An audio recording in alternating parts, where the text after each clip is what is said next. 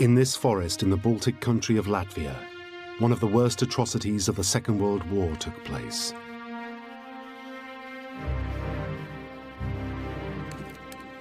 In the winter of 1941, over 24,000 Latvian Jews were marched out of their houses and homes, stripped of their belongings and then their clothes, lined up in their dozens atop vast trenches, and shot twice in the head. Any that did not fall into the ditches were pushed down by so-called kickers. Tas šausmas bija tik briesmīgas, kā viss tas šķita nereāli. Tas jau nemaz nevar būt. Tas ir tikai tā kā tāda filma, kā tāds sapnis. Though they didn't actually pull the triggers, it was Latvians who did the rounding up, the stripping, the marching of the Jews to their deaths, and the kicking of them into their graves. Led by this man, Victor Arajs, the Arajs Commando were responsible for many more atrocities during the war. We can directly attribute approximately 26,000 deaths directly to the Arajs Commando. But what drove Victor Arajs and his men to kill their own people? Were they coerced, deluded by the Nazis? Or were they just plain evil? This is the uncomfortable truth about Latvia's most brutal and vicious Nazi collaborators. The Arajs Commando.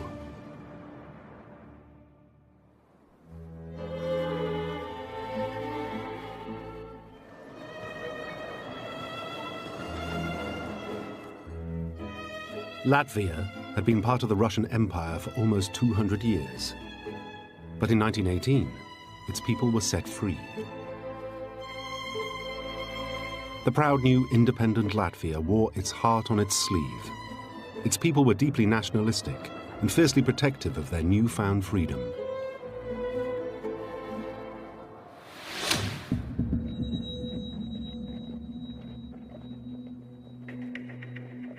In 1934, former Prime Minister Kārlis Ulmanis, inspired by Mussolini, portrayed himself as the great protector of Latvia's independence.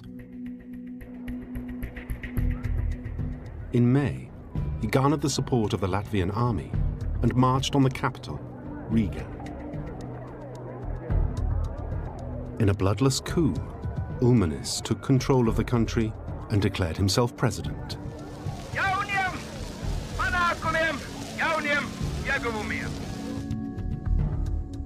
One who shared that passion was 24-year-old Victor Arajs, the son of a blacksmith. He'd left university and joined the Latvian police in support of the new regime.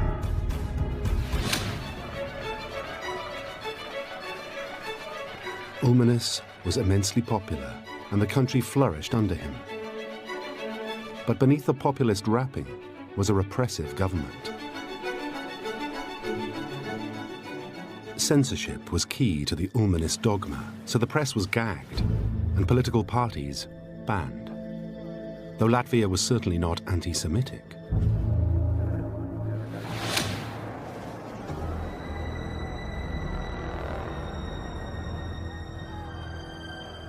By the 1930s, Jews and other minorities had been stripped of their human rights, persecuted and imprisoned in Nazi Germany. Most had no option but to put up and shut up. Some preferred to leave. The only problem was that the rest of Europe was unwilling to take them.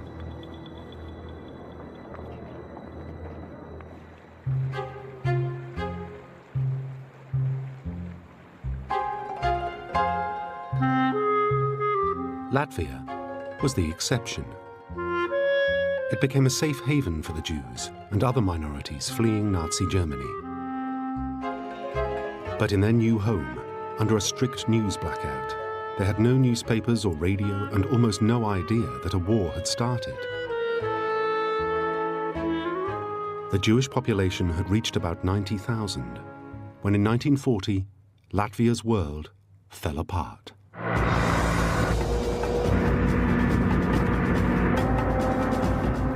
Latvia had been free of the Soviet Union for just 22 years. Now their former oppressors who had ruled them for 200 years were back.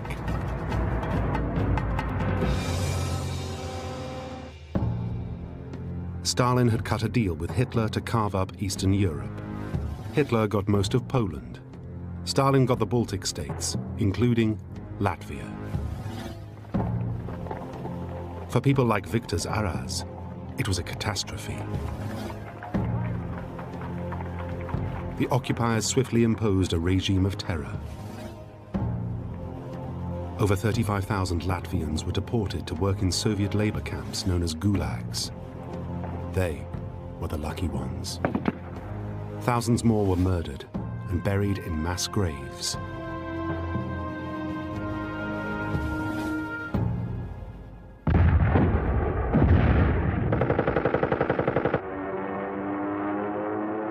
But less than a year after their historic deal, Hitler double-crossed Stalin. Germany declared war on the Soviet Union, and on the 22nd of June 1941, invaded. The Baltic states, including Latvia, stood between Hitler's armies and Moscow.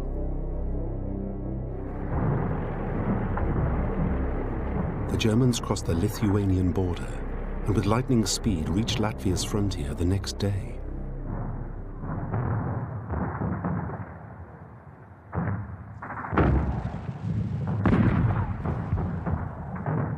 They reached Riga, the capital, by the end of the same week.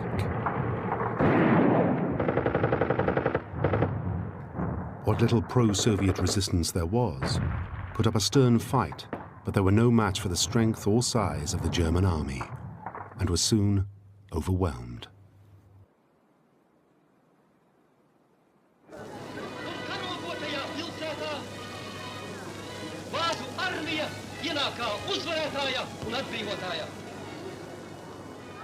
As the German army entered Riga on the 1st of July, they were greeted by delirious crowds, free at last from the brutality of the Soviet regime. Rather than being detested as invaders, the Germans were welcomed as liberators. Even Jews waved their red and white Latvian flags, among them the Latvian Jewish Vestamanis family. They would soon discover the Nazis' real intentions. Tie, kas bija gaidījušas vāciešus, protams, viņus apsveic ar puķiem un tā tālāk. Rīgas radiofona stacija, kas bija klusējusi cīņu dienās ap Rīgu, pēkšņi atdzīvojās, atskanēja Latvijas valsts himna, un diktors latviski uzrunāja radioklausītājus. Sagaidiet mūsu vācu armijas atbrīvotājus, tie atbrīvos mūs no komunistu bolševiku jūga, un beidza ar uzsaukumu sitiet žīdus un komunistus. Tā jau mums ļāva nojaust, ka mēs esam lemti lielai traģēdijai.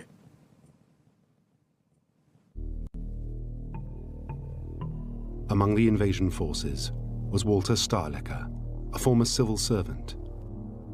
He reported directly to Heinrich Himmler, head of the SS.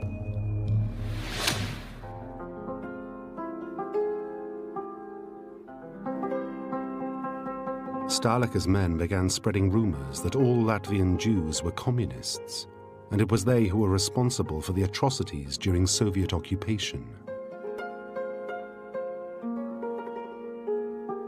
They even disinterred corpses of victims of the communists and accused the Jews of their death.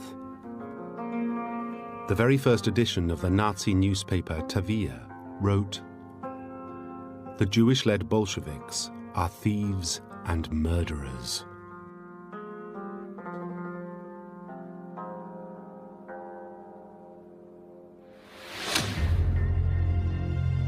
Those words were seen by the 31-year-old Latvian police officer, Victor Arajs.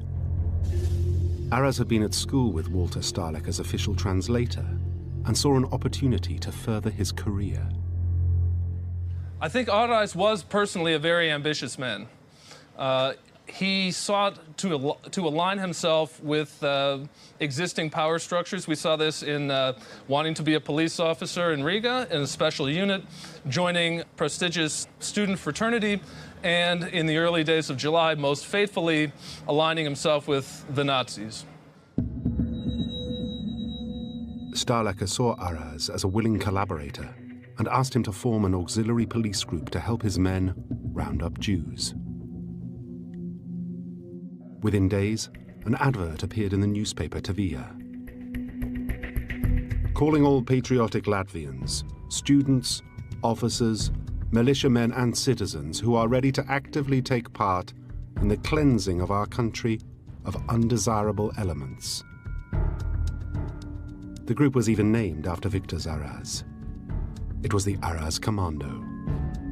About 100 applied, among them Herbert Sukas, a Latvian aviation pioneer. He became Arajs' right-hand man.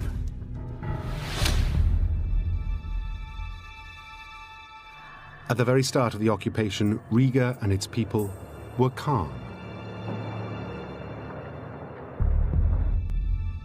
Nebija nekādu spontānu akciju, kāda tur, kad kādiem ebrejiem vai kādiem kreisiem strādniekam kāds tur uzbrukt, viss bija samērā mierīgi. Bet tur nebija būtībā tikpat kā nekādu pretebreju pasākumu paredzēt. Vienīgais, kas bija, ka ebrejiem bija aizliegt stāvēt rindās pie veikaliem.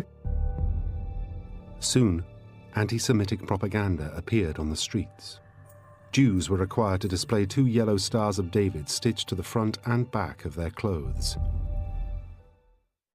Discover the past with exclusive military history documentaries and ad-free podcasts presented by world-renowned historians, all on History Hit. Watch them on your smart TV or on the go with your mobile device. Download the app now to watch everything, from the gripping story of the Band of Brothers to Operation Barbarossa and D-Day. Immerse yourself in the dramatic stories of this remarkable era by signing up via the link in the description.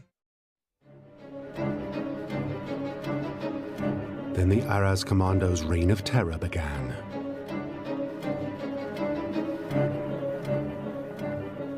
All telephone lines were cut,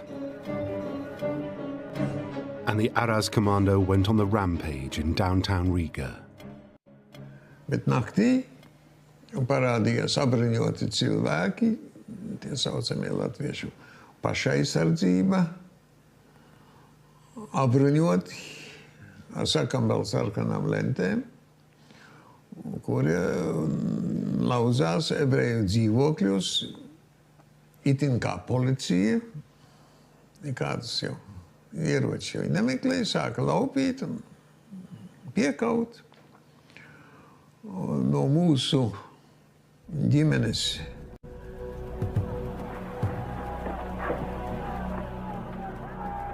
The Arajs Commando stirred up anti-Jewish riots, pogroms. Almost all places of Jewish worship were ransacked.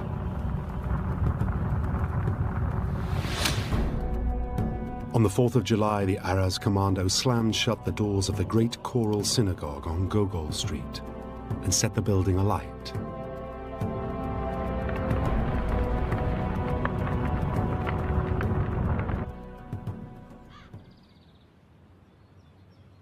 This is all that remains of the synagogue today. Some reported the Jews were herded into the building beforehand, others that the synagogue was full of Lithuanian refugees.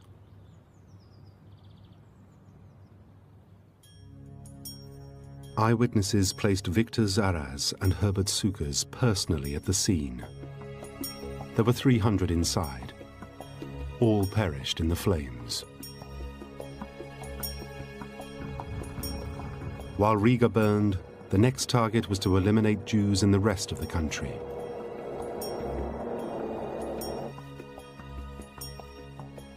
Liepāja, Latvia's second largest port, was a cosmopolitan city with a vibrant Jewish community.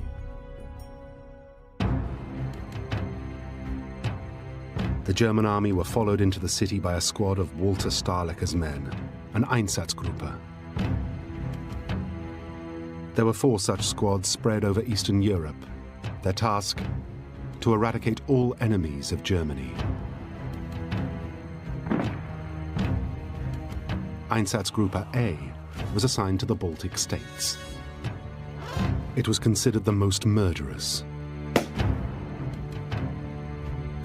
They immediately began interrogating Liepāja citizens and randomly shooting Jews on the street.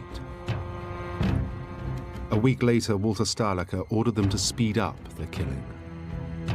So they turned to Latvian collaborators, like the Arajs Commando.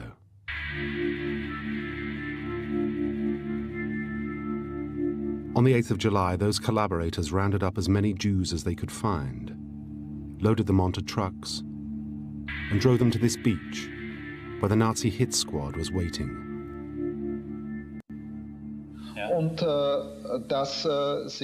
Reinhard Wiener, a German sailor, was on shore leave. He was a witness to what happened next. Dort waren ringsherum deutsche Soldaten. Zunächst, ich stellte mich dann hin in der zweiten Reihe von den Soldaten auf, in einem Abstand von etwa 50 Metern vom Graben entfernt. Und wartete nun, was geschieht. Wiener had with him a cine camera and began to film what he saw. Es dauerte gar nicht lange, kam ein Lastwagen angefahren, ein Pritschenwagen mit Menschen drauf. Und an allen 4 Ecken dieser Pritsche standen Zivilisten mit gelben Armbinden und einem mit Gewehr. Sondern haben da irgendetwas gerufen, was ich nicht verstand. Und daraufhin sprangen nachher die Menschen auf und ich sah, dass sie gelbe Lappen, gelbe Flicken vorn und hinten und auf dem Rücken, auf der Brust und auf dem Rücken hatten.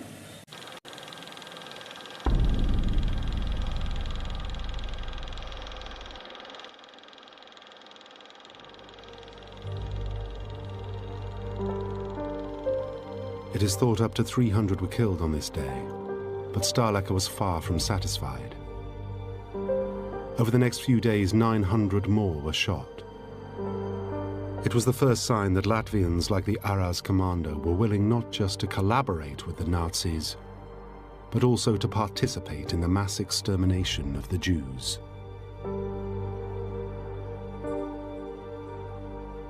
With this phase of the operation complete, attention returned to Riga.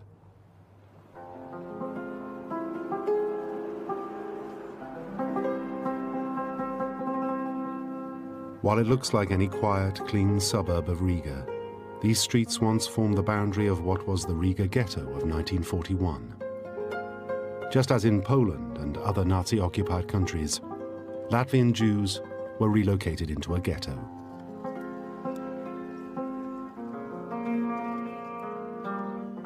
Concentrating Jews in city ghettos like this granted the Nazis more time to work out exactly how they were going to kill them.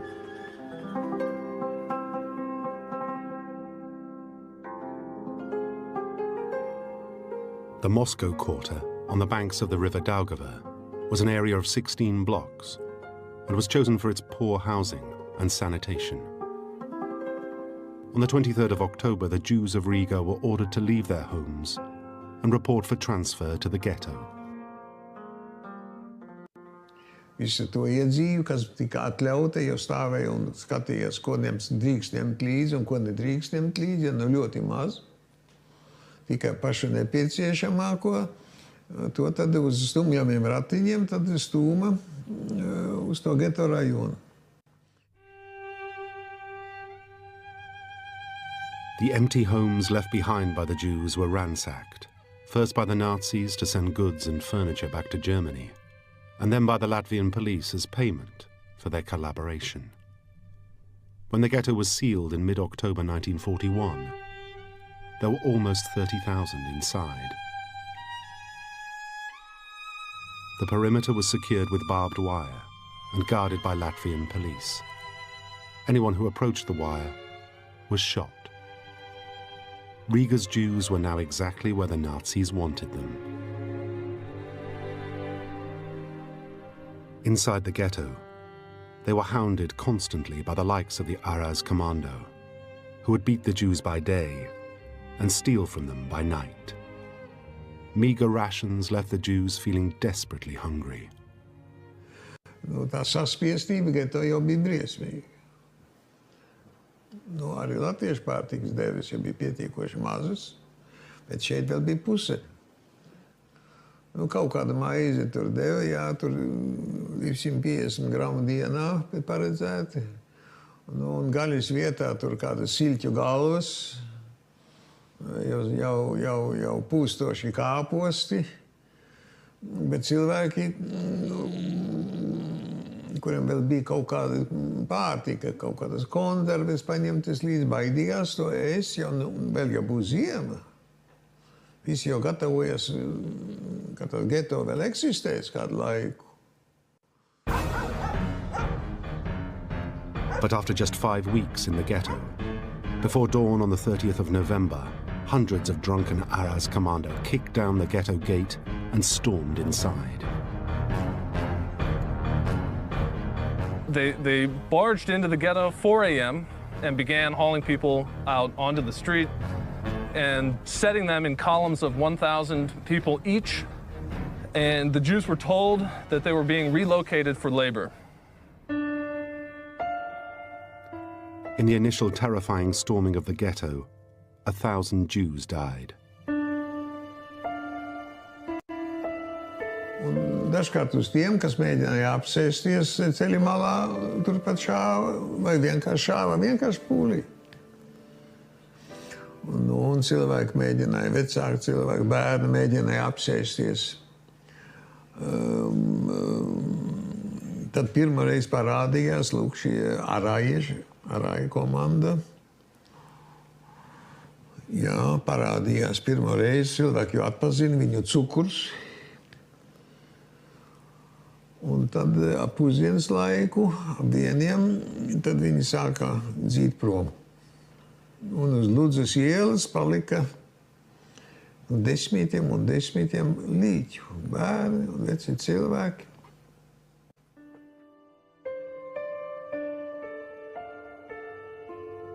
"12,000 were now escorted out of the ghetto by German soldiers and Latvian police. At first it wasn't clear what had become of them, but rumors spread fast that the Nazis had murdered everyone. Bet mēs vēl neticējām. Un vācieši vēl mēģināja arī uzturēt šo cerību, jā. Izplatīja zīmītes, rakstīts idišā, kaut kādam Ābramam, kaut kādam Haimam, kaut kādam, nezinu, kur viņš ir palicis, jā. Dažkārt pat ar uzvārdiem, ka mēs esam nometnē Salaspilī.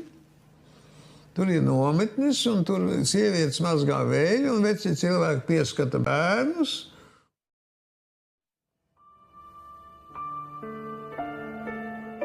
The 12,000 had been marched out of the ghetto, but they had not been taken to concentration camps. In fact, they'd been handed over to this man, Lieutenant General Friedrich Jeckeln.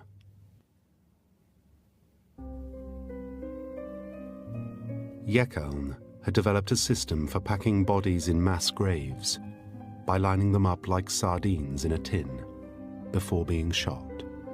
He called it sardine packing.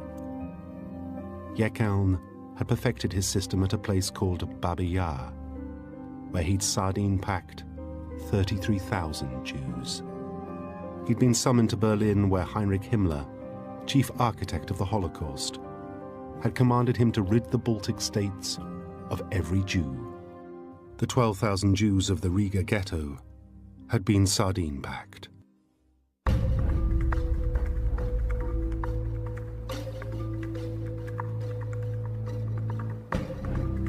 Jeckeln had travelled to Latvia to plan the crime meticulously. First, he'd found the location, Rumbula, a forest 10 kilometers from the ghetto. It was close to the main road out of the city and had loose sandy soil.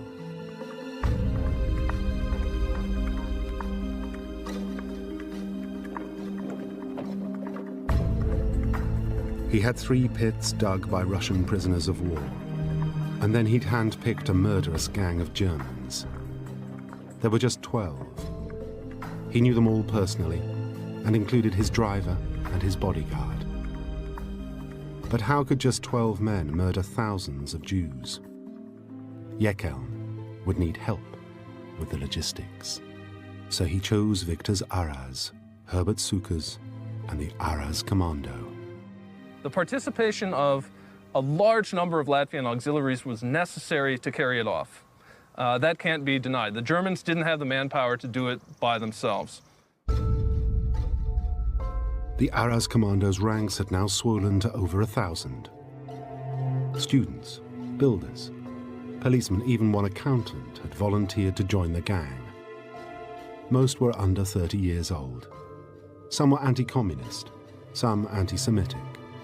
Others were attracted by the excellent wages. Now they were to become collaborators in the most heinous of war crimes. The roundup in the ghetto was still fresh in everyone's minds. And the Vestamanis family sensed the time was running out.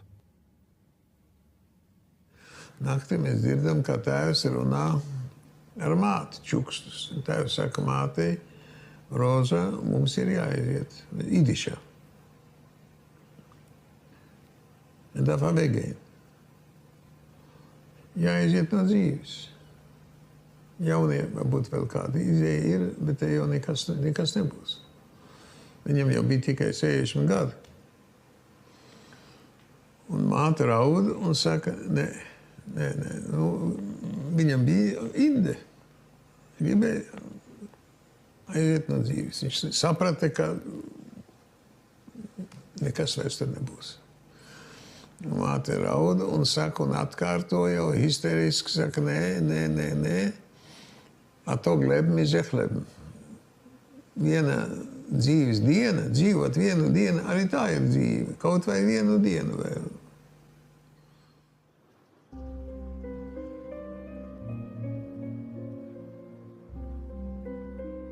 Any thoughts that the friends they'd seen taken from the ghetto were still alive were banished a week later.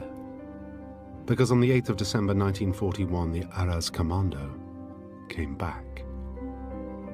Once again, Jews were lined up in columns of 1,000, including, this time, the mother, sister, and older brother of Margas Vestamanis.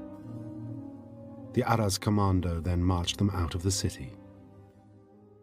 They served in the indispensable role of providing the cordon. In other words, clear the ghetto out, get the Jews set on their march towards Rumbala, make sure they don't escape. That is an absolutely vital, crucial, pivotal role. Without them, it couldn't have been carried off. As the columns reached Rumbula, even more Arajs Commando, drunk on vodka, forced the Jews to strip and abandon their luggage. They then kicked them and punched them towards the trenches.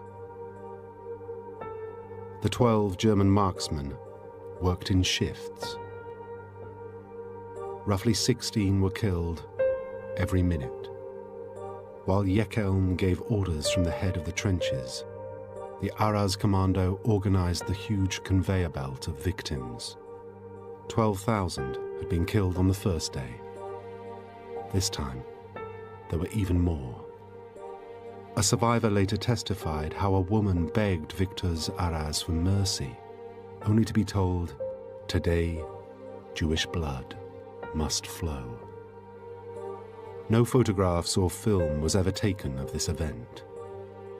But the Rumbula station master heard everything and later testified that the shooting finally stopped at 7:45 in the evening. Known as Bloody Sunday, it was the second largest single massacre of Jews in World War II. Over the course of 2 days, over 24,000 were killed and sardine-packed, including the mother, sister, and older brother of Margas Vestamanis. It took only 12 of Jekeln's men to shoot them, yet it required 1,500 Arajs commando to lead them to the killing grounds and stand guard. Magas Vestermanis and his father were spared because they were deemed fit for work, but it was stark consolation. Un starp tiem Latvijas ebreju vīriešiem tāds briesmīgs izmisums, un kad tai dzīvībai nav nekādas vērtības, kad ir bērni, sievietes un ģimenes ir iznīcināts, un tad sākās tā. Es vienmēr atcerējos ļoti labi latviešu slepkavniekus.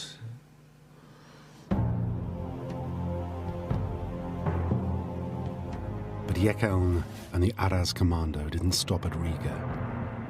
They turned their attention back to Liepāja. A ghetto had also been established there in June 1941. Now on the 13th of December, the Arajs commando began another roundup of Jews, locking them in the women's prison. The next day, they were marched to an old military training ground north of Liepāja, here at Skidje, where more trenches had been dug. Some German soldiers had traveled especially to witness this festival of killing. This series of photographs were taken by an SS officer. Groups of Jews were manhandled towards the trenches, where they were ordered to strip by the Arajs commando and Latvian police. Once naked, they were forced to the edge of the pits, where they were shot, this time by one of 3 units, one of Germans, one of Arajs commando, and one of Latvian police. Any that did not fall into the trench were pushed down by so-called kickers. Each trench was then covered.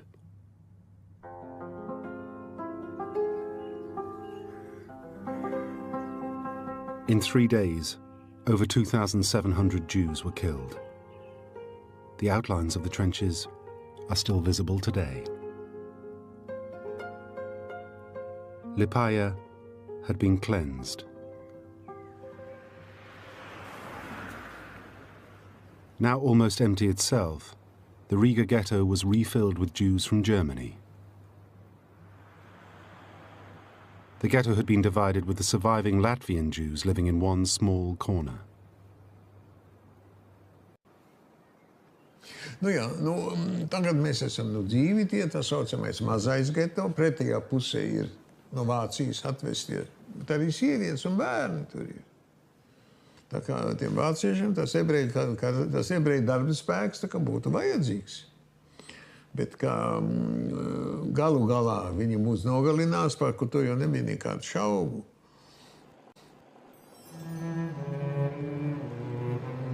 Each time the ghetto became overcrowded, it was cleared out by the Arajs commando. On the 15th of March 1942, 1,900 German Jews were asked to volunteer for transfer to a fish canning factory. It was a joke that would have appealed to Friedrich Jekeln, the sardine packer. The Jews were loaded into Arajs commando trucks, driven here to the nearby Bikanieki forest, and shot. The next day, over 1,800 more Jews were transported from the nearby Jungerhof concentration camp to the forest to join the dead from the Riga ghetto.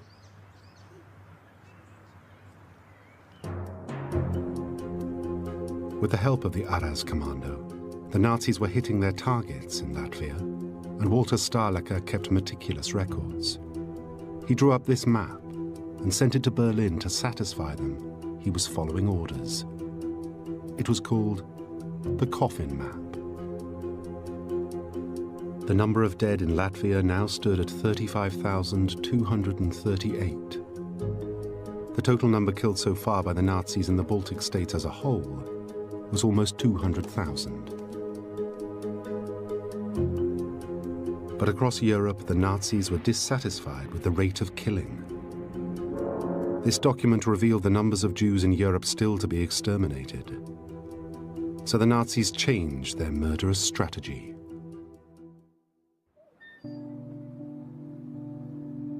They built death camps in Poland, where all the Jews of Europe could be brought and gassed in massive numbers. There was no longer a need for ghettos. Their occupants were loaded onto trains and taken to the death camps.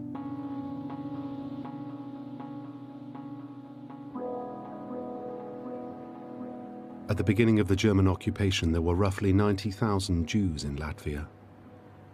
Just over a year later, only a few thousand remained. With no more Jews to kill, the Arajs Commando became redundant. According to war crimes records, their numbers plummeted to 50 or 60. But for this loyal, hardcore group, there was more work to be done.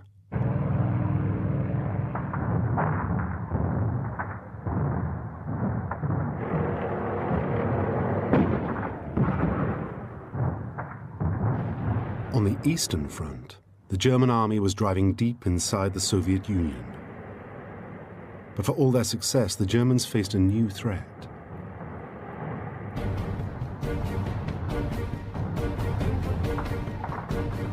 It came from attacks from partisans, militiamen who sabotaged supply lines and ambushed German soldiers.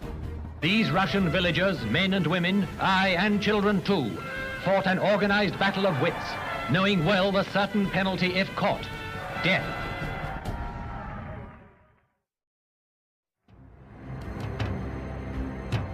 The Nazis now sought help from a gang of men who were experienced at rooting out enemies of the state and executing them, the Arajs Commando.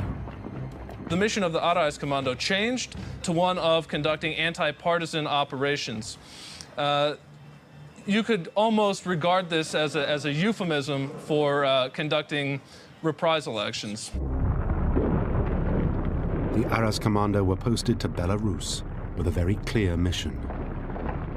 Anywhere a German supply convoy or train had been blown up or derailed, or German troops coming up to reinforce the front had been shot at, the Arajs Commando would go in and kill everyone in the nearest village and burn it down.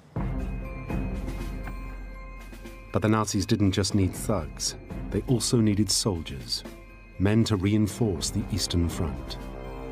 So they formed the Latvian Legion.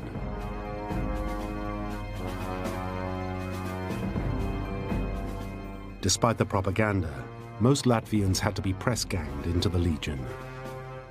But not the Arajs Commando, who, still led by Victor Arajs, volunteered and spearheaded one of the Legion's 2 divisions.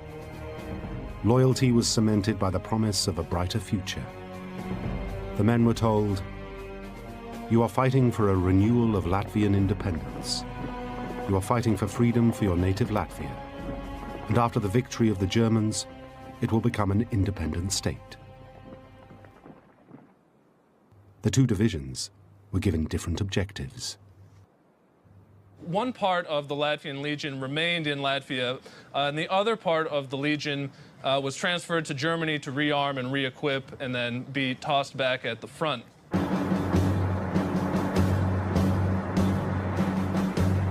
As a reward for their service, the Arajs Commando were spared the horrors of the Eastern Front and remained in Latvia. But the tide of the war was turning against Germany.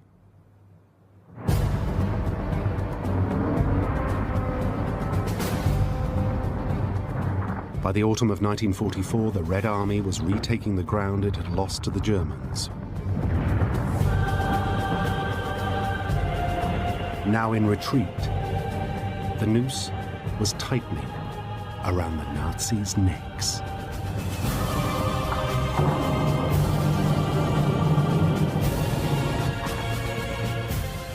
On the 13th of October 1944, the Soviet army recaptured Riga.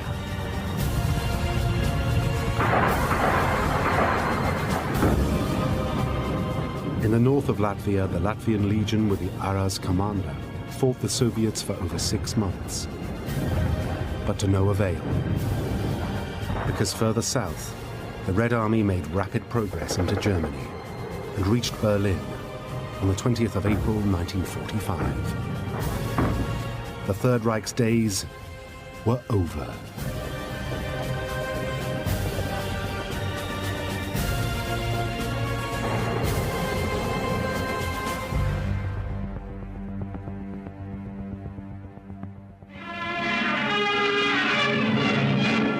Facing Air Chief Marshal Tedder and Marshal Zhukov is a conquered German general. Only when Field Marshal Wilhelm Keitel signed the German surrender in Berlin on the 9th of May 1945 did the Latvian Legion lay down its arms.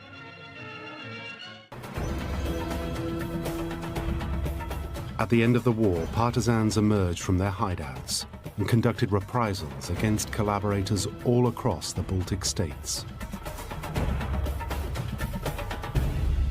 They would have been targets too, but Herbert Sukers and Victor Arajs were nowhere to be found. In fact, Victor Arajs had managed to escape to Copenhagen, which by then had been liberated by the British. Arajs now burned his papers, changed into civilian clothing, and surrendered to the Allied army, claiming to be just an ordinary soldier.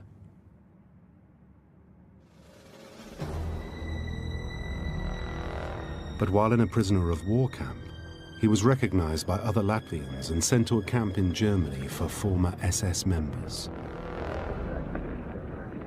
A warrant for his arrest was duly issued by the court in Hamburg, but somehow Arajs had executed a baffling escape and was simply nowhere to be found in the camp when troops came to serve the warrant. A hunt for Arajs was launched. Rumors spread that he had escaped to South America, or that he had even been recruited by British intelligence. In fact, cloaked beneath the chaos of post-war Germany, he'd simply melted away. And what of Arajs' trusted henchman, Herbert Sukers? Known as the Butcher of Riga, Sukers somehow found his way to Brazil in 1946.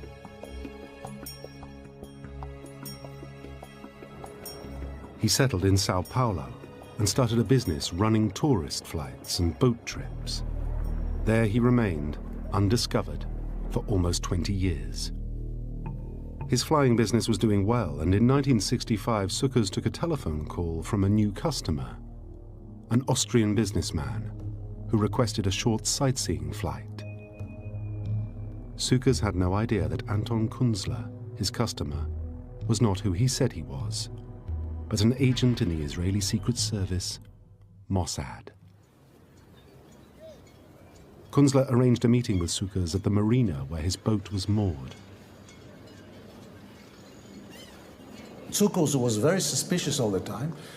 I told him, I can take you for a flight around the Sao Paulo and see what's going on. And he said, okay, and they went for a short flight. And after this, Sukers was enough impressed by Anton Kunzler's hints that he's a businessman and he's looking for investors and he's looking for partners, etc. He invited him to have a drink on his small boat. And from this moment on, Sukers started eating the bait that Kunzler gave him. After gaining Sukers' trust, Kunzler lured his prey to the city of Montevideo in Uruguay.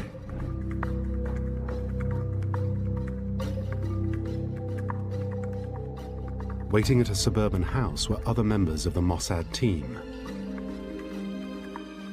The plan was to restrain Sukers, hold a brief trial, then kill him. But they hadn't counted on Sukers' will to live.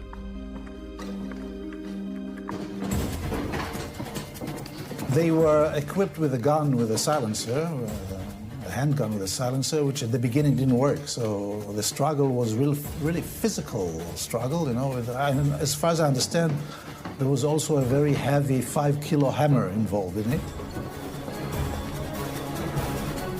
He said something in German, "Lass mich sprechen," let me talk. But then the gun with a silencer came back to action, and they shot him twice in the head.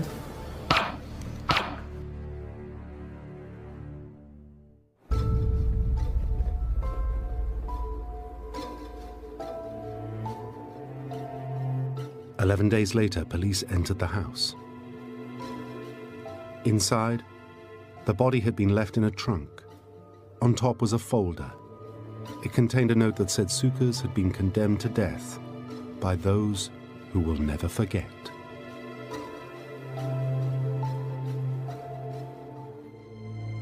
Suka's assassination remains the only state-sponsored murder ever admitted to by Israel.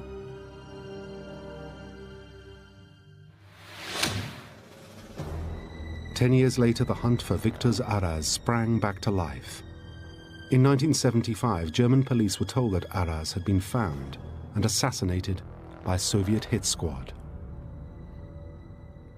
The case was reopened because this seemed like definitely something that needed to be looked into. First off, it involved a murder. Second of all, it had international espionage implications. In fact, Arajs was found alive and well and living in the German city of Frankfurt. Prosecutors easily located Arajs very shortly thereafter, living under the laughably transparent alias of his own first name and his wife's maiden name, in what they called in the police documents a tumble-down attic apartment in Frankfurt, where he had been working as an apprentice printer, menial job in Frankfurt for 20 years. After a 4.5-year trial in which Arajs initially would not speak and persistently claimed ill health, he was convicted of participating in the murder of at least 13,000 Jews. He was sentenced to life imprisonment, but served just 9 years in Germany's Kassel prison before collapsing and dying from heart failure, age 78. The case of Latvia's worst Nazi collaborator was closed.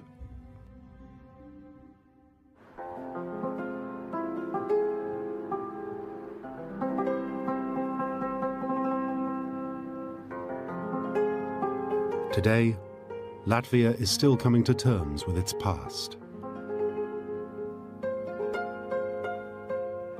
In 1935, the Jewish population of Latvia had been just over 90,000. By the end of 1941, 75% had been exterminated. But before German occupation, the Latvian people had not been known to be anti-Semitic. To change the Latvians' view of Jews in their country, it took an extremely effective, coordinated, and concerted barrage of Nazi propaganda. It worked on a people who were already fiercely nationalistic. They were deceived into believing that the Jews had collaborated with their worst enemy, the Soviets, and had participated in mass murder. Victor Arajs and his thuggish gang succumbed easily to this propaganda, but were also attracted by the violence and the prospect of easy money and endless vodka. As a token of reconciliation, memorials to the Holocaust have been built at Liepāja, Rumbula, Bikanieki, and the Riga ghetto.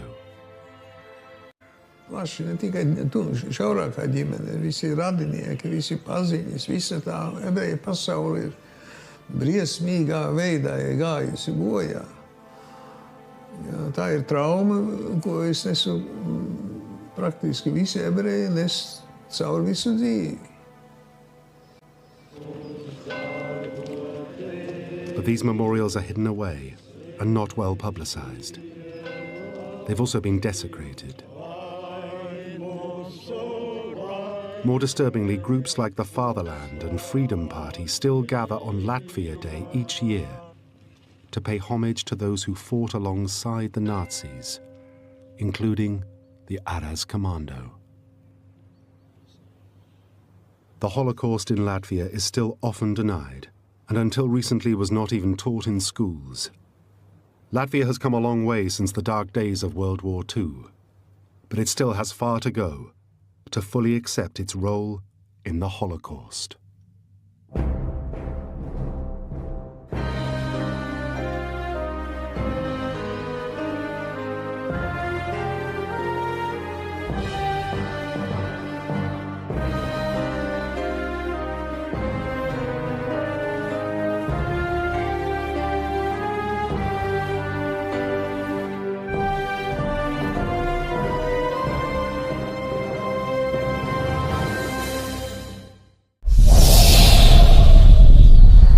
you.